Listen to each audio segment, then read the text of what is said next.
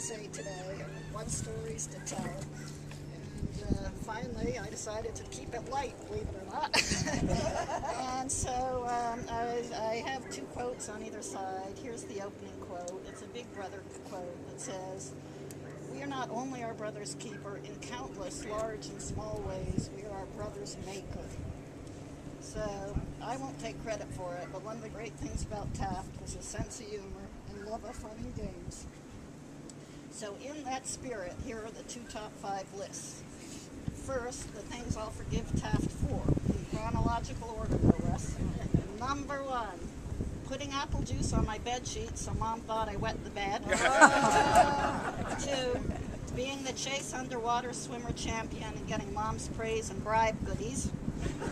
3, always being the one to find the 4-leaf clover or the change behind the sofa cushions.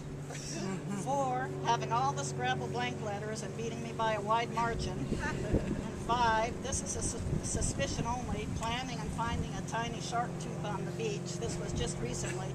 And then casually mentioning that if one looks, one will find. An hour later, I finally found one.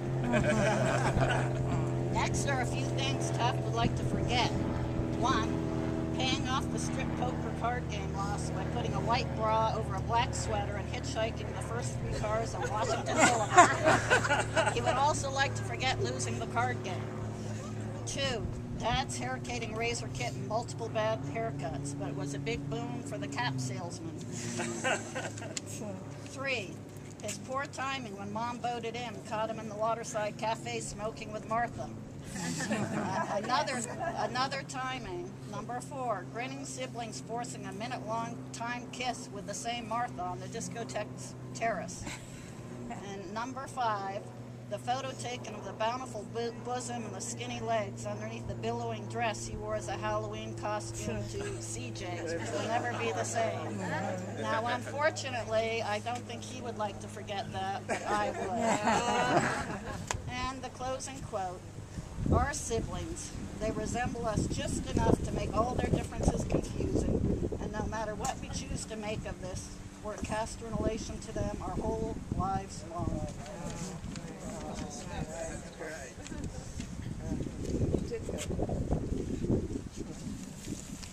Well, I guess Linda and I can go next. Or me.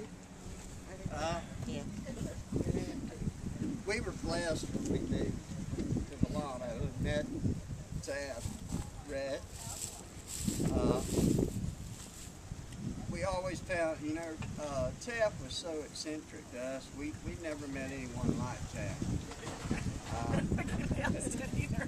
I'm an old, redneck guy, Taft's been around the world. He told me things and he intrigued me all the time. But in so many ways we're alike. We really were. We like, mischievous things. Picking on the girls, We like to get away and go play the dogs, which I've already told Marcus. We did a lot of things that we thought nobody knew, but I'm sure Rhett and Linda already figured it out. That's the way women are. But it was just a blessed time that we had with him over the years. And he always had something every day. He come to my house and brought a smile to me. He always had that way about it. Quick-witted. His humor just, some people, would say, I don't understand him, but he was just so, I don't know, he's closest to a brother I had, as an older brother, and I miss him, and I love him, and I talk to him like Brett says every day, and I always keep him in my heart, which all of us will, I'm sure, and I just want to say it's been great wanting to be part of the family and be here with all of y'all today. It's wonderful to know all of y'all. That world, y'all are us. Yeah, all so And y'all close are together.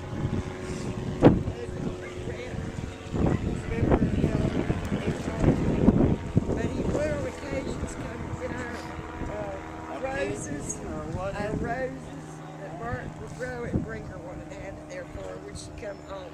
Yeah. But he'd never say anything, but he would make that peace. He always did that. But it was so, And we just want to say that we love him dearly. and I know And we Rhett's love all love y'all too. You're in our hearts. is very strong, and she is she will never, ever, ever forget. Have his love. Cheers, love you, Taft.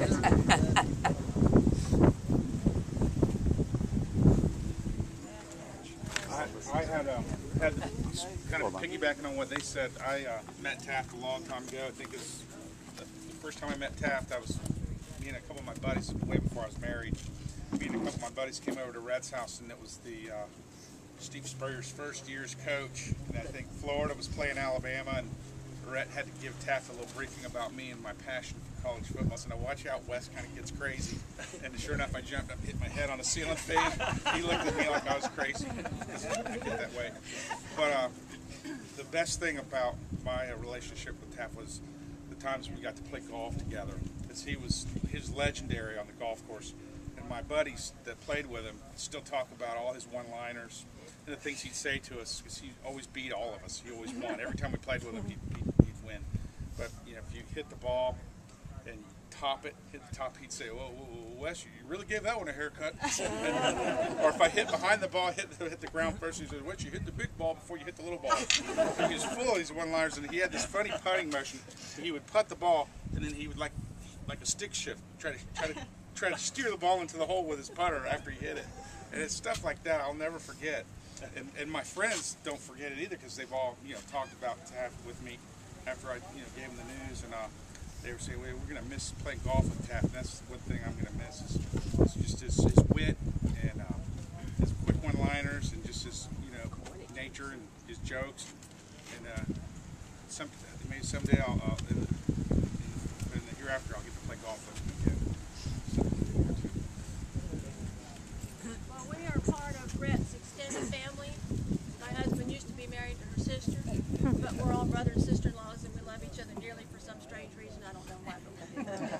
And every October, Rhett and Gail's mother, her birthday, we celebrate it in St. Augustine. So we come over to Rhett's house, and Taft was never big on company, but he'd be in his bedroom watching television. He'd come out every now and then and hug us and speak to us and make you feel welcome, and then he'd go back and watch more sports, and then he'd come back. And the last time I saw him was this past October, and Rhett was working on lasagna, and he made 2 or 3 trips out of his bedroom to speak to all of us and make you feel welcome. But every time he'd go in the kitchen and he'd kiss her. He did that 2 or 3 times, and that is when I found out about him passing away. I thought that's my memory of Taft, was him snuggling up to her and kissing her. So that's my When we were memory. playing cards, he'd come out of his room and massage her shoulders and give her a little tap.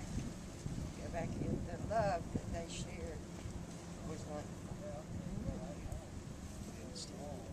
And still